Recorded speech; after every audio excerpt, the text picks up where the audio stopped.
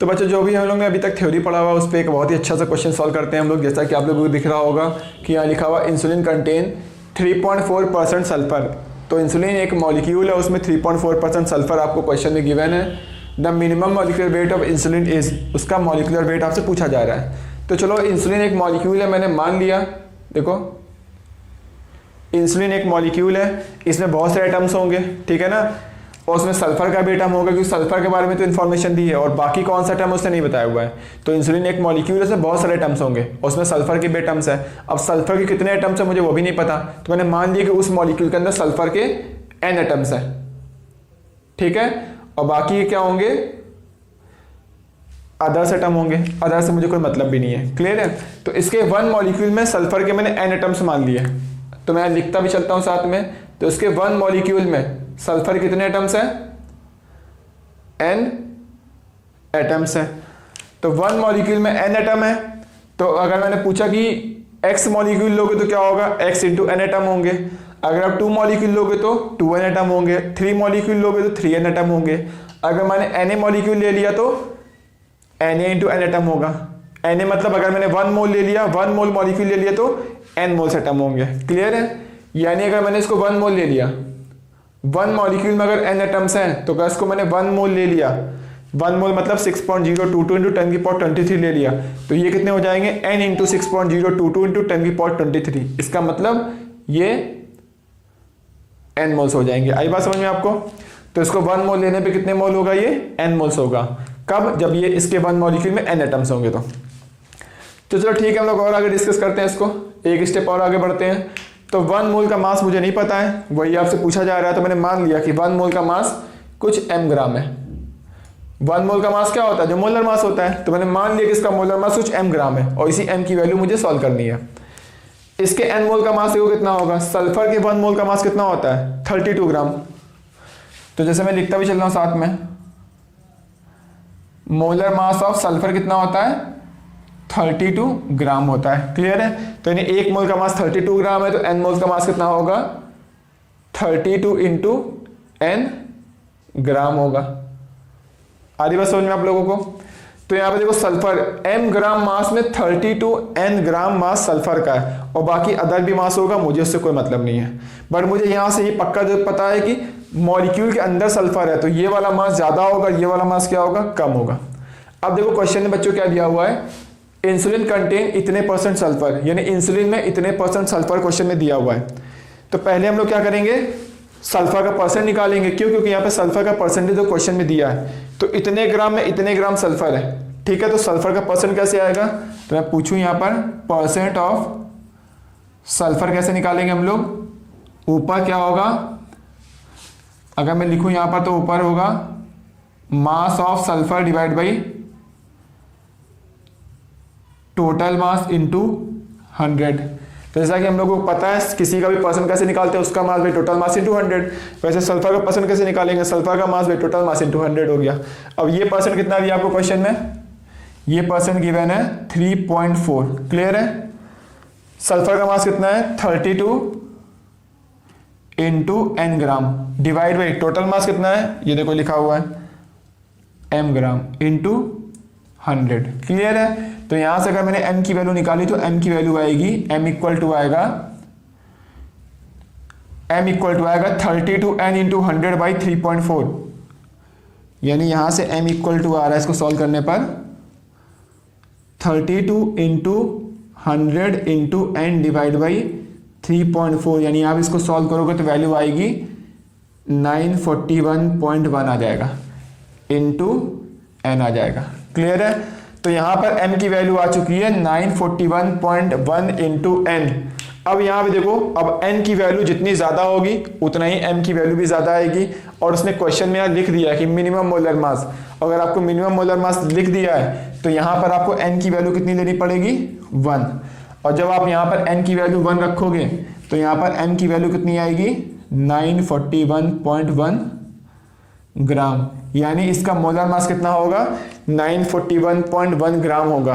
But इसके molecule का मास कितना होगा, 941.1 AMU होगा, क्लियर है। क्योंकि मॉलिक्यूल का मास किस में होता है, AMU में होता है, और मोलर मास किस में होता है, ग्राम में होता है। आई होप आप लोगों को समझ में आ रहा होगा। अगर आपको अभी भी कोई डाउट हो तो कमेंट करके आप पूछ सकते हैं। तो ये आपका आंसर आ चुका है और यही आपको सॉल्व करना था। क्लियर है?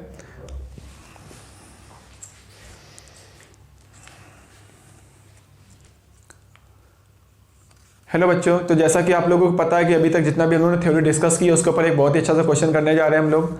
एंड इस वाले टॉपिक में बहुत सारे लोगों को डाउट होता है ऐसे क्वेश्चन सॉल्व करने में, तो आज आपको कोई भी डाउट नहीं रहने वाला है। फिर भी अगर कोई डाउट रहता है तो आप प्लीज़ कमेंट करके जरूर बताइएगा। और आप ये भी बता दिए कि कमेंट करके कि आपको किस किस टाइप के वीडियोस पसंद है, मैं किस किस टाइप के आपको क्वेश्चन सॉल्व करने में प्रॉब्लम हो रही है, मैं वैसे क्वेश्चन आपको डिस्कस कर दूंगा। तो ठीक है, हम लोग आगे डिस्कस करते हैं। तो देखो जैसा कि लिखा हुआ है यहाँ पर, caffeine has a molecule. Caffeine का एक मॉलिक्यूल है जिसका मॉलिक्यूलर वेट आपको क्वेश्चन में गिवन है और बोला इस कंटेन इतने % बाई मास ऑफ नाइट्रोजन। तो कैफीन एक मॉलिक्यूल है, उसमें नाइट्रोजन का % क्वेश्चन में दिया हुआ है और बोला 1 मॉलिक्यूल में कितने एटम से आपको बताने हैं वो। ठीक है, तो मैं पहले लिखता हूँ यहाँ पर कैफीन एक मॉलिक्यूल है। ठीक है, उस मॉलिक्यूल में नाइट्रोजन का % बोल रहा, मतलब नाइट्रोजन के एटम्स होंगे। तो मैंने मान लिए कितने एटम्स से मुझे नहीं पता, मैंने मान लिए इसके कितने एटम्स से, n एटम्स से किसके, नाइट्रोजन के। क्लियर है? आप कुछ ही मान लो, ABCD कुछ ही मान लो, मैंने चलो A मान लिया। A एटम्स किसके हैं, नाइट्रोजन के हैं। क्लियर है?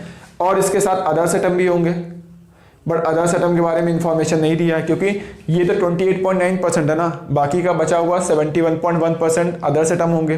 ठीक है, उनका वेट होगा, उनके बारे में इंफॉर्मेशन नहीं दी है तो मुझे उससे मतलब ही नहीं है और उसकी जरूरत भी नहीं पड़ने वाली है।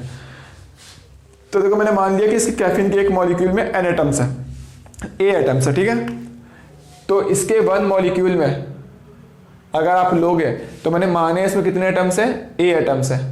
अब आपको इसी A की वैल्यू कैलकुलेट करनी है, अदर्स की हम लोग बात नहीं करेंगे अभी। तो 1 मॉलिक्यूल लेने पे A एटम्स है, तो 2 मॉलिक्यूल लेने पे कितने एटम्स होंगे, 2 एटम्स होंगे। 3 मॉलिक्यूल लेने पे कितने एटम्स होंगे, 3 एटम्स होंगे। अगर आप Na मॉलिक्यूल लोगे तो कितने एटम्स होंगे, Na एटम्स होंगे, Na एटम्स होंगे। Na मैंने क्यों लिया, क्योंकि एवोगाड्रो नंबर। अगर आप 6.022 इंटू 10 की पावर 23 मॉलिक्यूल लोगे तो A इंटू 6.022 इंटू 10 की पावर 23 एटम्स होंगे। मैंने वो वैल्यू नंबर क्यों लिया, क्योंकि 6.022 इंटू 10 की पावर 23 मतलब होता है 1 मोल, यानी एक मॉलिक्यूल में A एटम्स हैं। तो अगर आप इसको 1 मोल मॉलिक्यूल लोगे तो यहाँ कितने एटम्स होंगे, A मोल्स एटम्स होंगे। आधी बात आप लोगों को समझ में? तो इसके 1 मॉलिक्यूल में A मोल्स है, मुझे ये समझ में आ गया। अब देखो इसके 1 मोल का मास क्वेश्चन में कितना दिया हुआ है, 194 दिया हुआ है। तो मैं लिख लेता हूं 1 मोल का मास 194। अगर एक मॉलिक्यूल का मास पूछेंगे तो क्या होगा, 194 AMU होगा और एक मोल का मास क्या होगा, 194 ग्राम होगा। 194 कॉमन होगा, ठीक है ना। और एटम्स का मास AMU में होता है, एटम और मॉलिक्यूल का मास, और मोलर मास ग्राम में होता है। ये हम लोग ऑलरेडी डिस्कस कर चुके हैं, ठीक है ना। अगर आपको याद नहीं आ रहा तो आप मोल कॉन्सेप्ट की प्लेलिस्ट में जाइए और वो वीडियो वॉच कर लीजिए। तो इसके 1 मोल का मास कितना होगा, 194 ग्राम आएगा। इसके A मोल का मास नहीं पता है, बट इसका मोलर मास पता है मुझे। नाइट्रोजन का मोलर मास कितना होता है, 14 ग्राम होता है। तो A मोल का मास कितना होगा, 14 इंटू A ग्राम हो जाएगा। क्लियर है?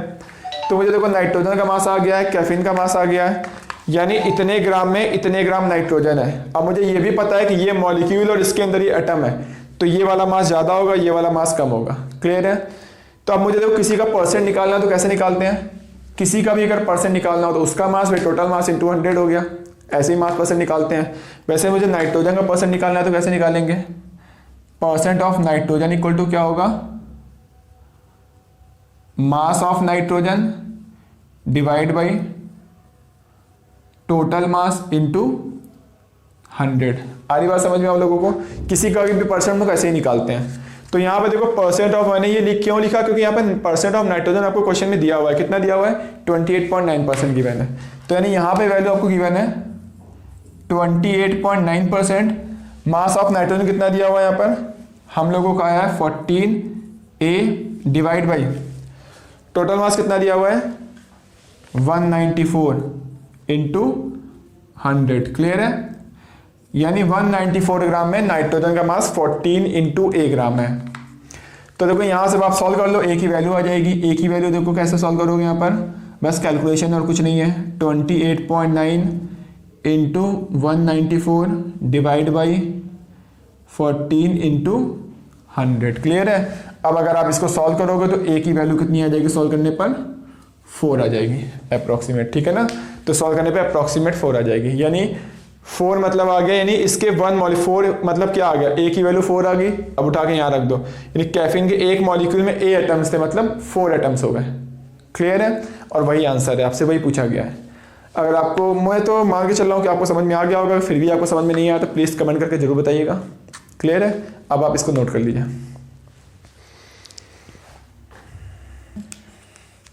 तो बच्चों देखो, हम लोग अभी तक जैसे क्वेश्चन सॉल्व कर रहे थे उसी टाइप का एक और अच्छा सा क्वेश्चन लेकर आया हूँ साथ में। जैसा कि लिखा हुआ है परसेंट ऑफ एसी का परसेंट क्वेश्चन में गिवन है, और एसी का एटॉमिक वेट क्वेश्चन में गिवन है, ठीक है ना। ये परसेंट किस में दिया हुआ है, ये देखो लिखा हुआ है पेरोक्साइडेज एनहाइड्रस एंजाइम, और इसका देखो यहाँ पर मिनिमम मॉलिक्यूलर वेट पूछा गया है आपसे, और आंसर भी दिया हुआ है, ठीक है। तो आंसर देखो कि देखते हैं हम लोग आंसर कैसे आया। तो देखो एसी का परसेंट इस एंजाइम में दिया हुआ है, तो चलो इस पूरे को मैं मान लेता हूँ ये एक एंजाइम है, ठीक है। तो मैं इसको एंजाइम लिख देता हूँ। इस एंजाइम में, अब ये एंजाइम क्या है तुम्हारा, ये एक मॉलिक्यूल है, यानी क्या है, ये मॉलिक्यूल है, ठीक है। इसमें देखो एसी का परसेंट क्वेश्चन में दिया हुआ है, मतलब इस मॉलिक्यूल के अंदर क्या है, एसी के एटम्स हैं, और भी अदर्स एटम होंगे। क्लियर है, बट अदर्स एटम से अभी मुझे यहाँ पे कोई मतलब नहीं है, और एसी के कितने एटम है एक मॉलिक्यूल में वो भी मुझे नहीं पता है। तो ठीक है, इस एंजाइम में मैंने मान लिया कि एसी के ए एटम्स हैं। एटम कितने हैं, ए आ चुके हैं, मैंने मान लिया कि ए एटम है, यानी 1 मॉलिक्यूल लोगे तो उसके एटम्स कितने होंगे, ए एटम्स होंगे, ठीक है। और बाकी के अदर्स एटम होंगे। मैं अदर्स क्यों बोल रहा हूँ, क्योंकि यहाँ पे देखो इस एंजाइम में एसी का परसेंट 0.5% है, ठीक है, और बाकी का 99.5% बेस अदर्स का है, अदर्स एटम का है। तो बाकी अदर्स के बारे में इंफॉर्मेशन नहीं दी तो मैं इसका यूज़ भी नहीं करूँगा, बिना उसका यूज़ के क्वेश्चन सॉल्व हो जाएगा। तो यहाँ पर देखो इसके एक मॉलिक्यूल में कितने एटम्स, मैंने ए मान लिया, ठीक है। तो अब एक मॉलिक्यूल में ए एटम्स है 1 मॉलिक्यूल में, तो 1 मोल लेने पे कितने एटम्स होंगे, एक मॉलिक्यूल लेने पे ए एटम्स है, तो 1 मोल लेने पे क्या होगा, इसका ए मोल्स होगा। ठीक वैसे जितने कि अभी इसके पहले वाले क्वेश्चन हम लोगों ने सॉल्व किया है। तो 1 मोल लेने पे कितना आ गया, ए मोल आ गया। क्लियर है। एसी का मॉलिक्यूलर वेट कितना दिया, 78.4 ग्राम। इसके 1 मोल का मास मुझे नहीं पता है, तो चलो मैंने इससे 1 मोल का मास मैंने मान लिया कि m ग्राम है। क्लियर है, तो इसके 1 मोल का मास मैंने m ग्राम मान लिया, मुझे m की वैल्यू कैलकुलेट करनी है। इसके 1 मोल का मास जो क्वेश्चन में दिया होगा कितना, 78.4 ग्राम है, तो a मोल्स का मास कितना होगा, 78.4 इंटू a ग्राम होगा, ये a लिखा हुआ है। क्लियर है, चलो ठीक है, हम लोग आगे बढ़ते हैं। तो यहाँ पे देखो किसी का भी हम लोग परसेंट कैसे निकालते हैं, मास परसेंट, किसी का भी मास परसेंट निकालने के लिए उसका mass by total mass into 100 करना पड़ता है। वैसे ही अगर हम लोग एसी का परसेंट निकालें, percent of AC equal to क्या होगा, इसका mass divide by total mass into 100। तो ऐसे हम लोग परसेंट कैलकुलेट कर लेंगे, किसी का भी परसेंट ऐसे ही कैलकुलेट करते हैं। तो मैंने यहाँ पे क्यों लिखा, क्योंकि यहाँ पे एसी का परसेंट क्वेश्चन में गिवन है, कितना गिवन है, 0.5%। तो चलो हम यहाँ पे लिख लेते हैं, ये वैल्यू कितनी गिवन है, 0.5% क्वेश्चन में गिवन है, ठीक है। तो मास ऑफ एसी कितना है, 78.4 इंटू ए ग्राम। तो मास ऑफ एसी दिया हुआ है 78.4 इंटू ए ग्राम दिया हुआ है, कितने में, टोटल मास कितना है, m ग्राम है, ठीक है। तो टोटल एंजाइम का मास कितना होगा, m ग्राम इंटू 100। तो मैंने क्या किया, सारी वैल्यू उठा के वहाँ पे रख दिया। अब मुझे क्या करना है, m की वैल्यू कैलकुलेट करनी है। क्लियर है, तो देखो m की वैल्यू कैसे कैलकुलेट करोगे, यहाँ पे कैलकुलेशन करते हैं हम लोग। तो m इक्वल टू आएगा 0.5, ठीक है, 0.5 तो नहीं आने वाला है, तो m की वैल्यू आएगी 78.4 इंटू 100 डिवाइड बाई 0.5 डिवाइड में आएगा, ठीक है, इंटू ए। ये वैल्यू आ गई। अगर आप इसको सॉल्व करोगे तो ये वैल्यू कैलकुलेट करने पर आएगी 1.568 इंटू 10 की पावर 4a। क्लियर है, अगर आप इसको सॉल्व करोगे तो ये वैल्यू इतनी आ जाएगी। अब देखो ये वाला जो m की वैल्यू है इस a की वैल्यू पे डिपेंड कर रहा है। अब a की वैल्यू जितनी ज़्यादा होगी m की वैल्यू यानी मोलर मास भी उतना ज़्यादा आएगा। और उसने क्वेश्चन में देखो बोल दिया यहाँ पर आपको क्या निकालना है, मिनिमम मॉलिक्यूलर वेट निकालना है। मिनिमम मतलब a जितना ज़्यादा लोगे वैल्यू उतनी ज़्यादा आएगी, तो a जितना कम लोगे वैल्यू भी उतनी कम आएगी। तो सबसे कम कब आएगी, जब a की वैल्यू क्या करोगे, सबसे कम लोगे। सबसे कम कितना लोगे, a इक्वल टू जब 1 लोगे। क्लियर है, तो a की वैल्यू वहाँ पे 1 पुट करो, ए इक्वल टू जब 1 पुट करोगे तो वहाँ पे क्या होगा, तो जो m की वैल्यू आएगी तो m इक्वल टू आएगा 1.568 इंटू 10 की पावर 4। तो ये आपका क्या हो गया, आंसर हो गया। ठीक है, यानी इसके एक मोल का मास कितना होगा, 1.568 इंटू 10 की पावर 4 ग्राम होगा। तो मैं ग्राम भी लिख देता हूं। अगर मैं मॉलिक्यूल का मास पूछूं इसके एक मॉलिक्यूल का मास कितना होगा, तो मॉलिक्यूल का मास होगा 1.568 इंटू 10 की पावर 4 AMU। तो जैसा कि आप लोगों को पता है एटम और मॉलिक्यूल का मास किस में होता है, AMU में होता है, और मोलर मास ग्राम में होता है। जैसे कार्बन के एक मोल का मास कितना होता है, 12 ग्राम होता है।